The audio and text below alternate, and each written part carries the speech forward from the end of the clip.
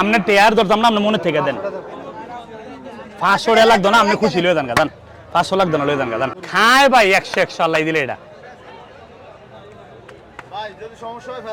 ফেরত ফেরত। যদি কোনো খানা মানা ডিস্টার্ব হয় আগামী সপ্তাহে এনে লয়ে যাবেন। এই যে ক্যামেরার মধ্যে কয়ে দিলাম, লয়ে ভরবেন এনে ফেরত।